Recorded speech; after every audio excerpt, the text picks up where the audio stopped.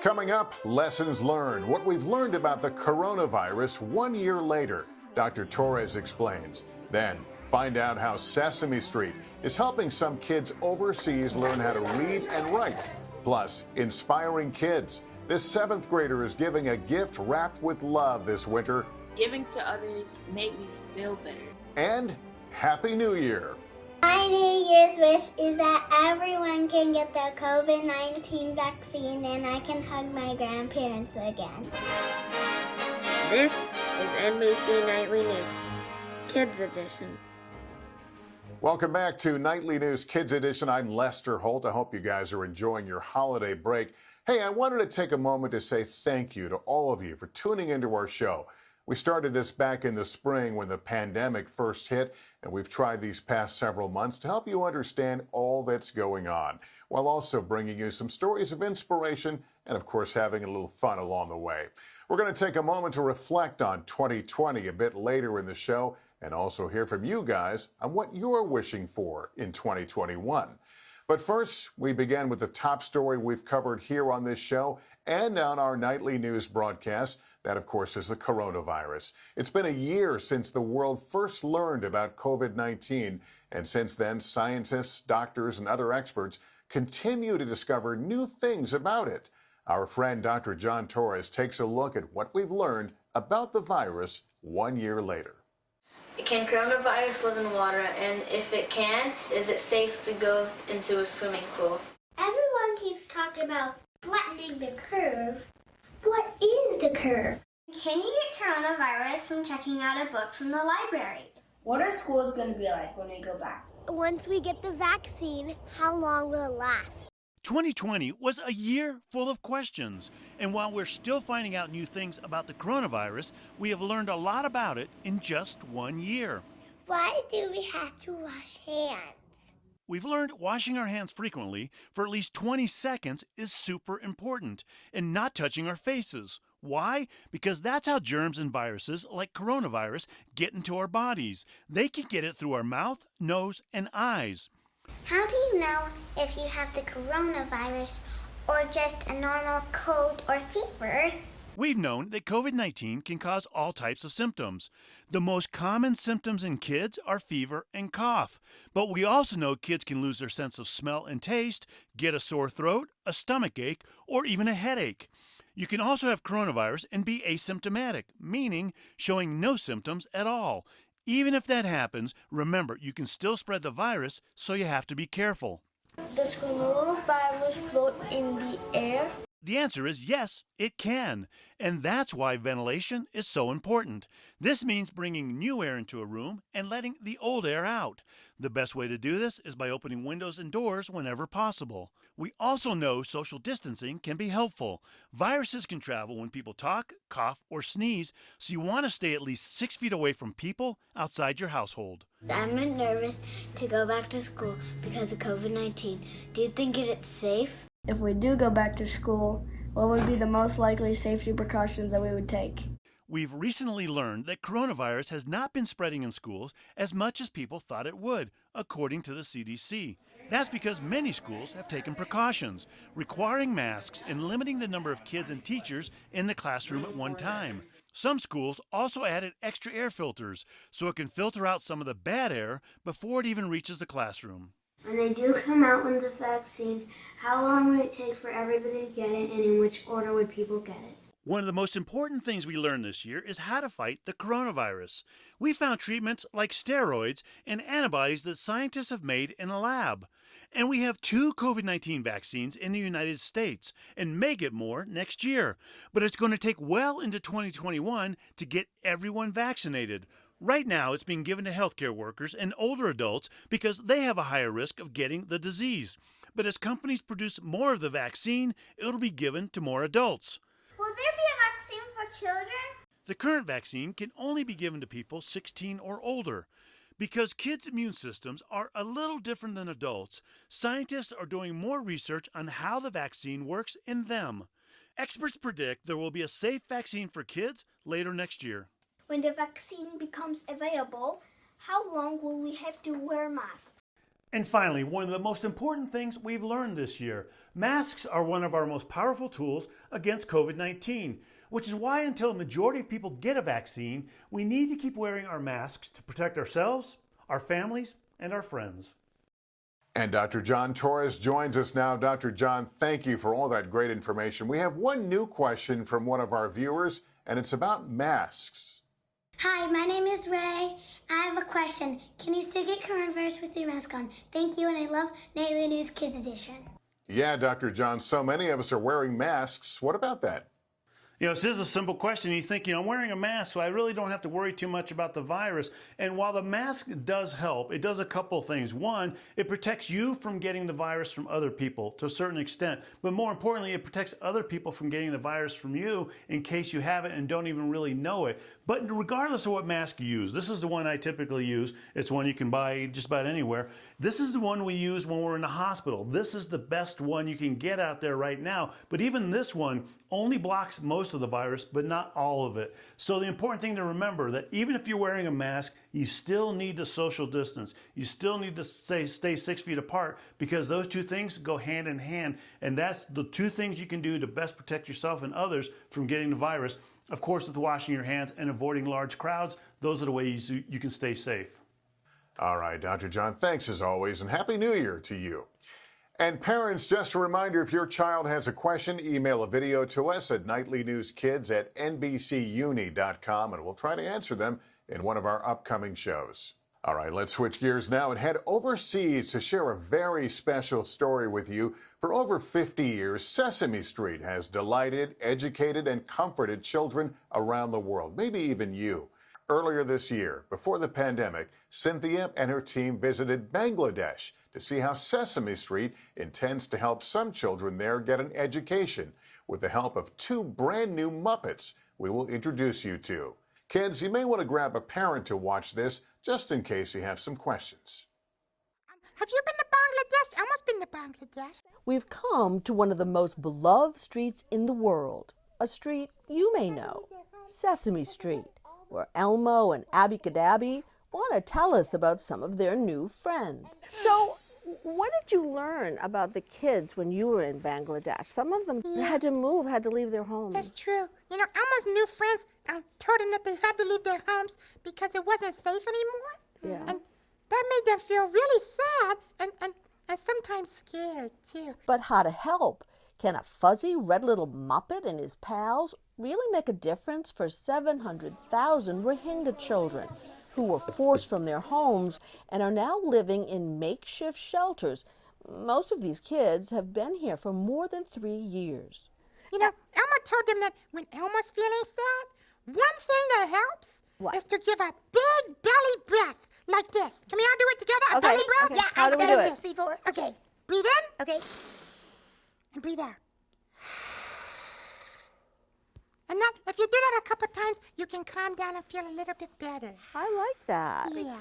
Elmo knows that play is serious work, the gateway to learning, both emotionally and intellectually. And for these kids in particular, very important, as most have never had the chance to go to school at all. We're proven educators. Sherry Weston runs this part of Sesame Workshop, and we went to see the kids with her just days before the COVID lockdown. Just as far as the eye can see, you see nothing but tents. Over 1 million people in this one camp. Many of these children have experienced unthinkable horrors. Sesame may be the only way these children will be able to learn to read or write or do simple math.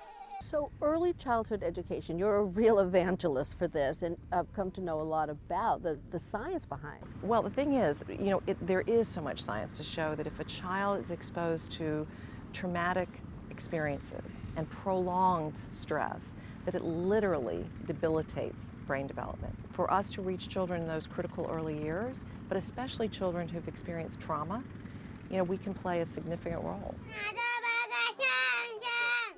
Education is the hope of the people here, like Marola, who fled with her family when the military set their village on fire. Marola is determined to help her grandchildren learn to read and write.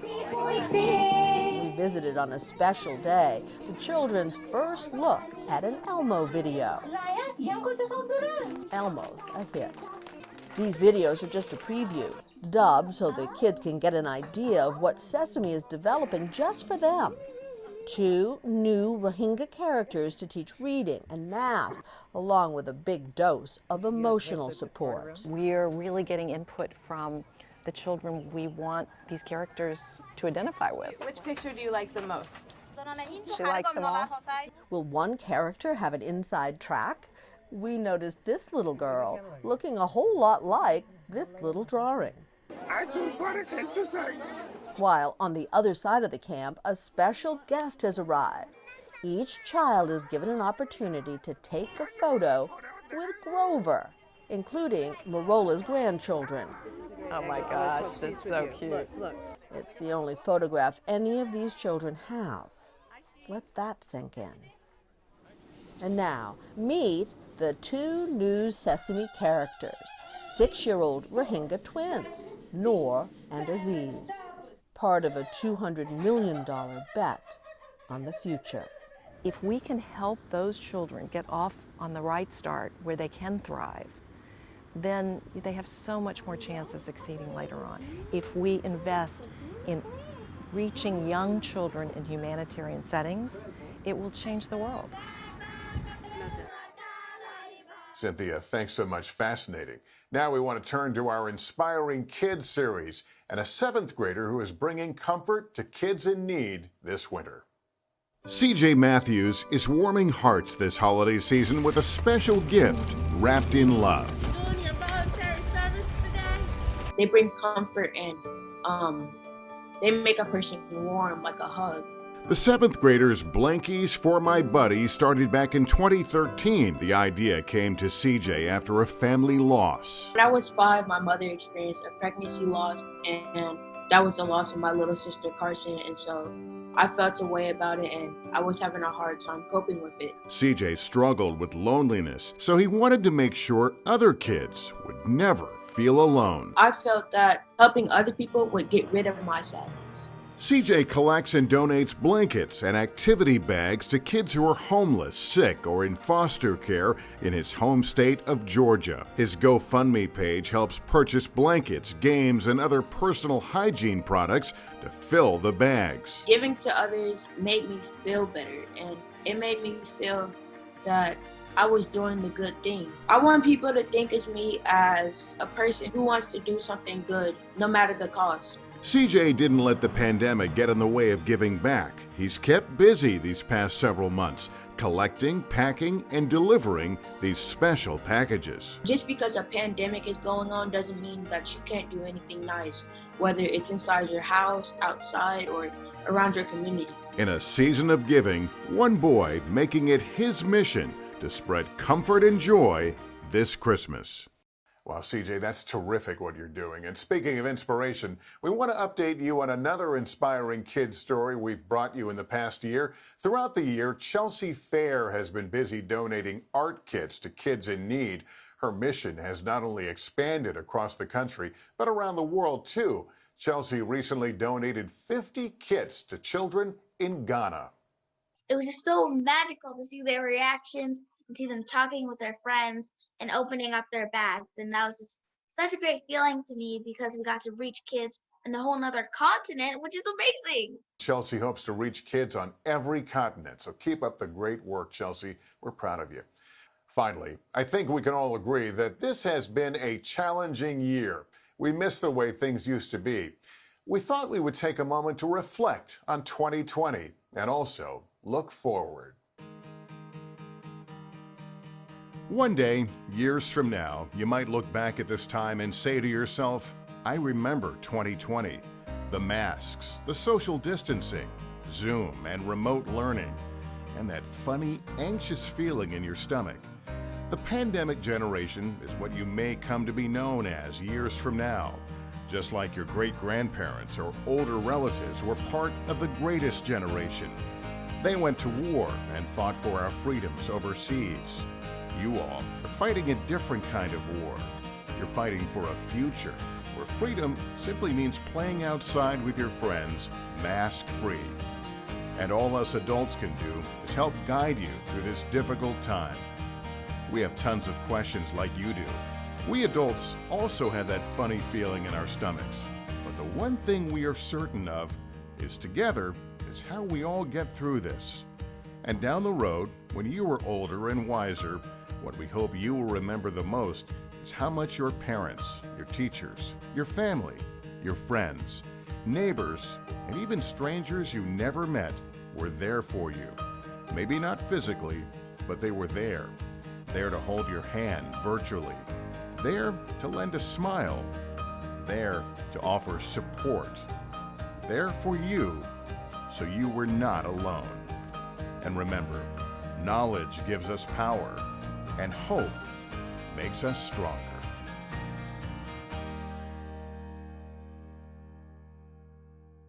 Happy New Year, everyone. And as we say so long, we're going to hear from some kids on their wishes for 2021. Remember, take care of yourself and each other. Hi, Lester. My name is Iris. And I'm her twin sister, Auntie. My holiday wish is that all the kids have enough food and a safe and happy holiday. Our wish for 2021 is to have a party with all of our family members from all around the world. Even though we are apart, our hearts are still one and hope to hug each other in 2021 without masks. My New Year's wish is that I hope I can go to school and play and learn with my friends and my teachers. Bye! I would like to travel so I could visit my family and do fun things with them. And plus I miss them. For New Year's, my resolution would be to stop fighting with my brother. I hope you have a good New Year's. Everyone gets the vaccine and something else for my family is we get a puppy. Happy holidays!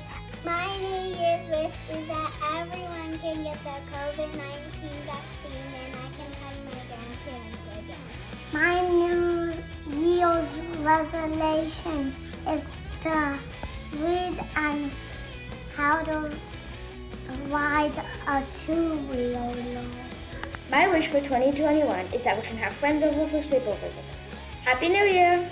In the new year, I promise to not be late for school.